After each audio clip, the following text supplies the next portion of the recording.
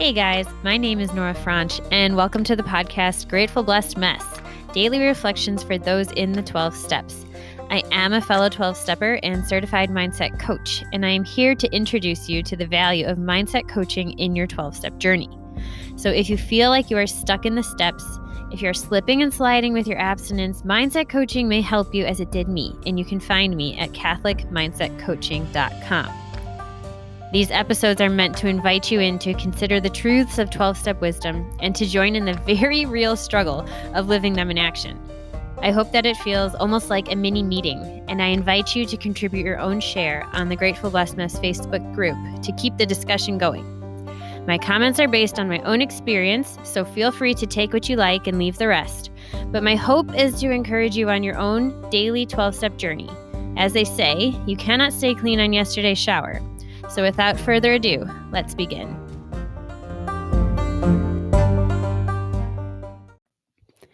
Hey guys, I have missed this. I've been away from it for a few days and I like doing this. It's fun and fulfilling in its own way. And so here I am back again. Not that these are days apart or anything in terms of how they're being put out, but we are reading from Daily Reflections. Page 275, it's the reading for September 23rd, titled, I Was an Exception. He, Bill W., said to me, gently and simply, do you think you are one of us? And it's from the Big Book of Alcoholics Anonymous, page 413, the third edition. During my drinking life, I was convinced I was an exception.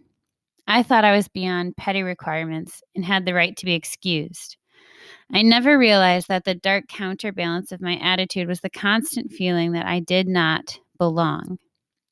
At first, in AA, I identified with others only as an alcoholic. What a wonderful awakening for me it has been to realize that if human beings were doing the best they could, then so was I.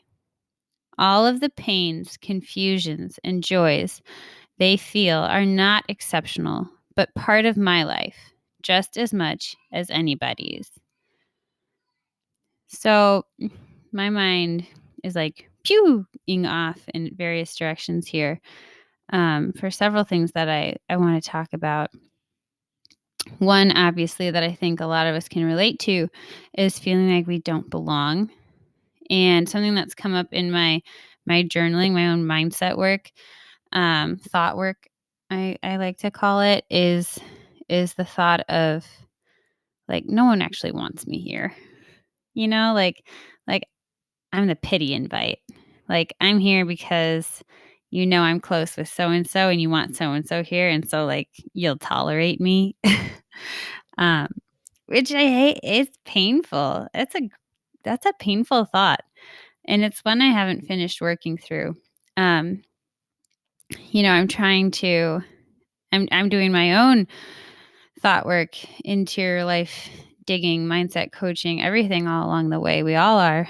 It's a journey, I think. It's a journey for the rest of our lives. I know that.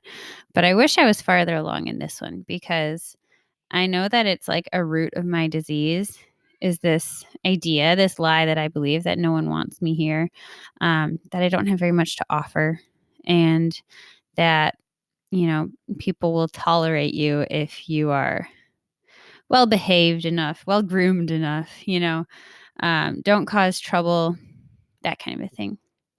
And so maybe you can relate.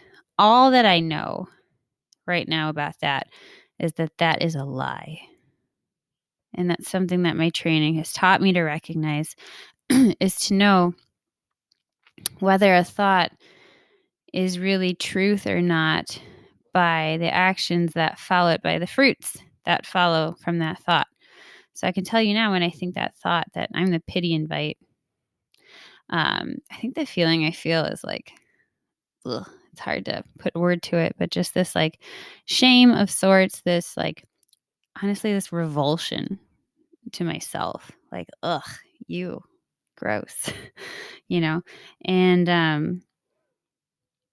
I know that that's not from my higher power because the actions that follow from that are Either I don't act like myself, so I'm like people pleasing, or I'm just false in some way, I'm dishonest, or I'm just quiet, or, I'm just kind of whitewashed. I just like very, very vanilla, just don't make any waves, just be nice, make polite conversation, keep yourself busy, offer to help, that kind of a thing, but not from a place of wanting to help, from a place of I'm so uncomfortable, I can't sit still, so I might as well do something.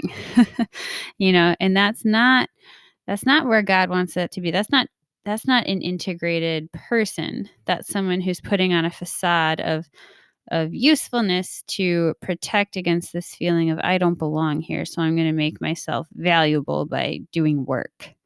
That's one way of like a billion that it could go. And I know that that is not from my higher power.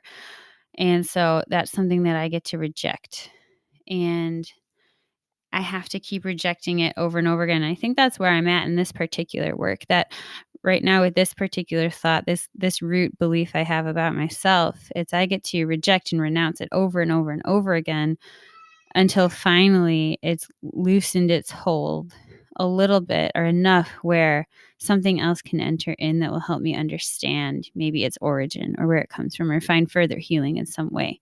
But that's where I'm at with that one right now. And so I want to keep moving on with the share here, that this idea that, where is it? That, let me see here. I don't want to get it wrong. The feeling that I didn't belong, I identified with others only as an alcoholic. What a wonderful awakening for me it has been to realize that if human beings were doing the best they could, then so was I. So I've heard a couple of things about this, people doing the best they could. I've often heard people say that about their parents in their shares and program, that, they were doing the best they could. And then I heard this Catholic psychologist talking, and he was saying, he was rejecting that. Like if, there's a lot of trauma and damage that comes from the way that parents behave within the family and treat their children. And he was saying, if that's doing the best you could, then you're teaching your children that like what you did was okay or was acceptable. And I get that. I understand that. Like, you could do better is what he was saying. And my one caveat to that is Thomas Aquinas argues that people always choose what they believe to be in keeping with their greatest good. I'll repeat that again because it's guided me so much in the past year. It's kind of blown me away. So people always choose what they believe to be in keeping with their greatest good. Meaning that whenever someone makes a choice, it's because for whatever reason they have deemed that to be the best choice in that moment. Whatever good they have determined to be the greatest good in that moment, they choose to support it. So actually what happens is that I think you can argue from that vantage point, people are always making the best choice that they think is possible. The issue becomes when their realization, their decision, their understanding of what the greatest good is wrong or skewed or, disordered in some way. And I think that's where we get into trouble. And that's where the work can be done. I think our minds were formed to always be able to choose the greatest good. But what is that good? And are you well formed? And can you progress in that department? Yes. Yes, you can. And that is what so much a program offers us: self-development, coaching, everything to help form us to better be organized, to organize our lives and better organize our minds so that we can always choose the greatest good when we are choosing what is in keeping with our greatest good. With that, I pass.